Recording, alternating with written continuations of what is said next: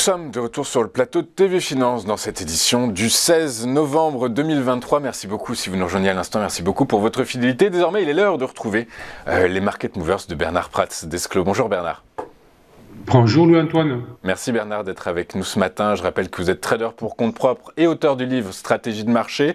Bernard, dans un environnement teinté d'optimisme, mais un optimisme peut-être prudent, on va commencer vos market movers avec LVMH. Le titre d'LVMH qui est coincé dans une tendance baissière de long terme parce que la récession pointe peut-être le bout de son nez dans les marchés privilégiés, les marchés adressés par le groupe.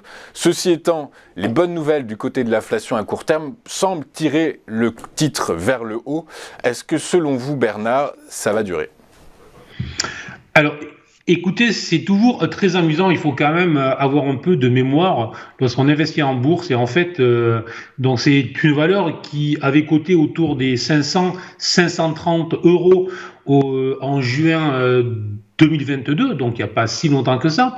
Elle était montée rapidement, brutalement, je dirais presque au-delà des 900 ce printemps, donc au mois de mai-juin.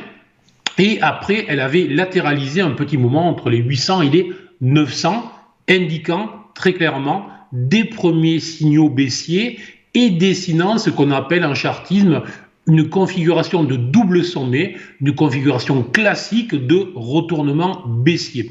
Cette configuration graphique de retournement baissier, on en avait parlé ici même, renvoyait les cours sur le niveau des 712.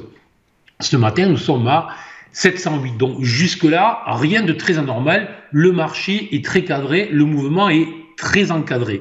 Et même plus que ça, puisque si l'on regarde, la valeur est en fait descendue sous les 660 et à 670, c'est un niveau de Fibonacci, un niveau de retracement très classique qui correspondait à 61,8% de la hausse dont je vous parlais. Hausse qui avait été réalisée en 5 vagues. Donc aujourd'hui, je vous fais tout. Je vous fais du chartisme, de l'Elliott, du Fibo, mais juste pour vous dire que le mouvement est très encadré.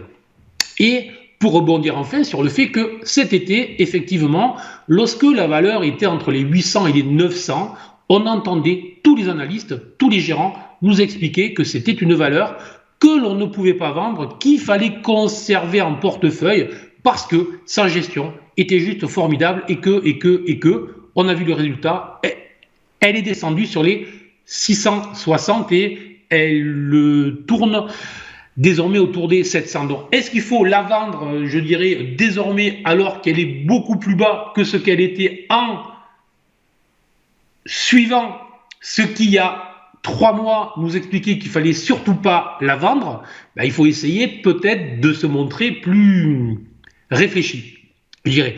Alors c'est une valeur qui a des problématiques effectivement, qui souffre à la fois de ce qui se passe en Chine et de ce qui se passe aux États-Unis. Donc, est-ce que on va rentrer dans une forte récession, dans une croissance très faible pour de très très longues années, ou est-ce qu'on vit un phénomène relativement court et que désormais ce qui est pratiquement acquis, à moins d'une forte résurgence de l'inflation dans les prochains mois, dans les prochains trimestres, nous aurons bien une baisse des taux, ce qui va mécaniquement augmenter la valorisation des valeurs qui ont des PER qui sont élevés, comme les valeurs de croissance comme LVMH. Donc moi j'étais très négatif sur la valeur lorsqu'elle évoluait effectivement au-dessus des 800, 820, puisqu'on avait des objectifs baissiers. Les objectifs baissiers désormais sont atteints. On est dans une configuration où on cherche plutôt à latéraliser, à créer une phase d'accumulation. Et je pense très sincèrement que des nouveaux points bas sur cette valeur seraient probablement l'occasion de rentrer à l'achat pour du moyen long terme. Pour ne pas suivre les modes, il y a 3 mois, il fallait acheter. Aujourd'hui, il faut vendre. La réalité est peut-être un peu plus subtile.